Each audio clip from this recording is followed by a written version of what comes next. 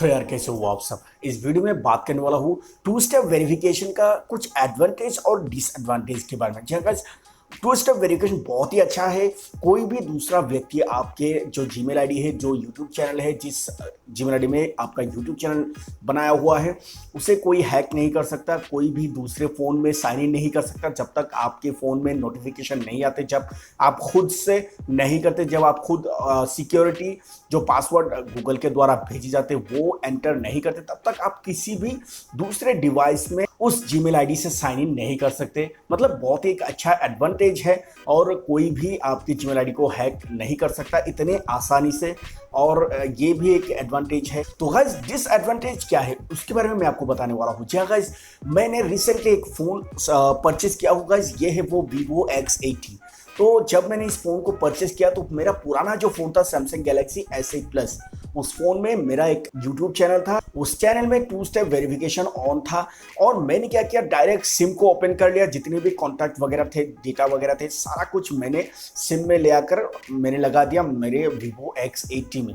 तो जो Samsung phone था वो बिल्कुल खाली था और उसमें कोई भी सिम नहीं था। तो जब मैंने नया फ़ोन में साइन इन करने की कोशिश किया तो जो मेरा सैमसंग गैलेक्सी S8 जो पुराना फ़ोन था, उस फ़ोन में गूगल के द्वारा सिक्योरिटी पासवर्ड भेजने लगा और बताने लगा कि आपका जो जीमेल आईडी है, उस जीमेल आईडी को एक नया फ़ोन में साइन इन किया जा रहा है। क्या ये आप खुद से कर रहे हैं? अगर कर रहे हैं तो येस पर क्लिक करके जो सिक्योरिटी पासवर्ड एक भेजा है उसे एंटर करने को बोल रहा था।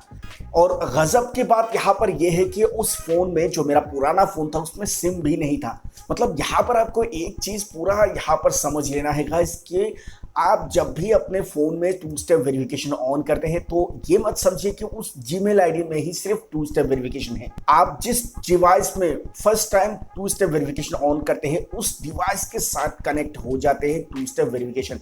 जब भी आप सिम या जीमेल आईडी कुछ भी सारा कुछ चीज़ें अगर आप किसी दूसरे मोबाइल में शिफ्ट करना चाहते हैं, तब भी आपका जो पुराना ओल्ड डिवाइस है उसी फ़ोन में गूगल भेजने लगेगा सिक्योरिटी पासवर्ड। जी हाँ गाइस, एक जिस डिवाइस में कोई सिम भी नहीं था, कुछ भी नहीं था, जीमेल आईडी भी मैंने रिमूव कर दिया था, लेकिन फिर भी उसी डिवाइस में गूगल भेज रहा था सिक्योरिटी पासवर्ड।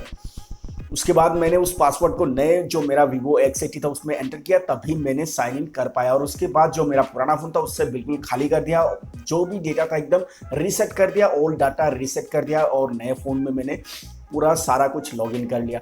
तो गाइस, कुछ इस तरह से काम करता है टू स्टेप वेरिफिकेशन। यहाँ पर मैं आपको सिर्फ यही जानकारी देना चाहता था कि अगर आप टू स्टेप वेरिफिकेशन अपने फ़ोन में ऑन करते हैं तो ये मत समझिए कि आपके सिर्फ जीमेल आईडी में ही टू स्टेप वेरिफिकेशन है। आप जिस डिवाइस में first time two step verification on करते हैं तो उस डिवाइस के साथ भी कनेक्ट हो जाता है टू स्टेप वेरिफिकेशन।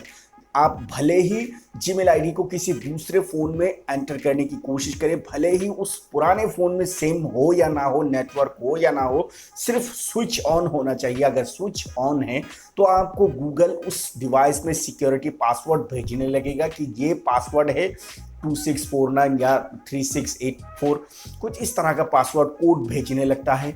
उस कोड को जब नए डिवाइस में एंटर करेंगे तभी आप कर पाएंगे उस नए डिवाइस में साइन इन। जी हाँ गाइस, ये एक बहुत ही स्ट्रॉन्ग वेरिफिकेशन है जिसके बिना आप किसी भी फ़ोन में किसी भी नए डिवाइस में आप साइन इन नहीं कर सकते। आपका खुद का जीमेल, जो आपका रिकवरी जीमेल है, वो हमेशा सेपरेट हो, अलग हो। ऐसा नहीं कि जिस जीमेल से आपने अकाउंट क्रिएट किया है उसी जीमेल को अपने रिकवरी जीमेल में डाल दिया। तो ऐसा करने से गूगल जब भी आप साइन इन करने की कोशिश करेंगे किसी भी डिवाइस में, या फिर आप खुद के डिवाइस में भी अगर रीसेट करके या फिर सॉफ्टवेयर को अपडेट करके या किसी भी कुछ ऐसे चीज़ें करने के बाद अगर खुद के डिवाइस में भी आप दोबारा से साइन इन करने की कोशिश करेंगे ना, तो ऐसे में आपके उसी जीमेल में वेरिफिकेशन कोड भेजता रहेगा जो जीमेल आपने साइन इन करने की कोशिश कर रहे हैं। तो ऐसे में बहुत ही डेंजरस चीज़ हो सकता है, आपका जीमेल ऐसे में रिकवर नहीं हो सकता है।